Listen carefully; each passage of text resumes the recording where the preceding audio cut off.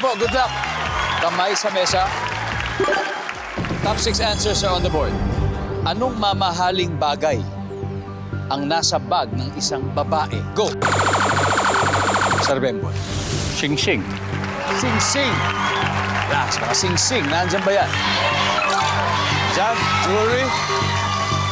Barbara, anong mamahaling bagay ang nasa bag ng isang babae? Cellphone. Nandyan ba ang cellphone? Yan. Okay, Barbara, pass or play? Play! Okay, tara pa. Round 3. Nico, anong mamahaling bagay ang nasa bag ng isang babae? Makeup. Makeup. Nandyan ba ang makeup? Mahal din ang makeup. Isilda, mamahaling bagay ang nasa bag ng isang babae. Wallet. Wallet. Yung mismong wallet. Siguro, signature wallet. Survey says? Miss Uge, anong mamahaling bagay ang nasa bag ng isang babae? Susi ng kotse. Yan. Valuable yun. Nandyan ba ang susi ng kotse? Barbara, ang mamahaling bagay na nasa bag ng babae? ATM, mga ganun. Oh, okay. Credit card. Credit card. Survey says, wala, Team Iconic, pwede na po kayo mag-usap-usap. Attorney, anong mamahaling bagay ang nasa bag na isang babae?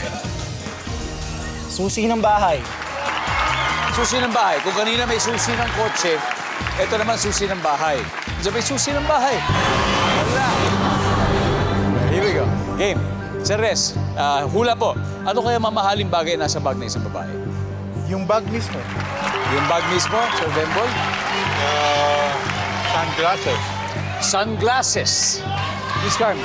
Yes, I'll go for shades na mamahal. Shades. Miss D, mamahaling bagay na nasa bag ng isang babae. I would go for eyeglasses or shades. Kasi pati yung frame, mahal na yun eh. Correct. Shades. Okay na, shades? O, survey. Nandiyan ba ang shades? Tignan natin. Wala. Oh my God! Kuya Doc, parang alam na namin. Parang gets na, ano? Wala. Feeling namin perfume. Perfume? O, tignan natin. Number 3. Tingnan lang natin. Yan, perfume na. And number 6. Relo. After 3 rounds, leading po ang Team Legendary. 250 na po sila. Pero ang Team Iconic hahabol dahil may 86 points pa rin.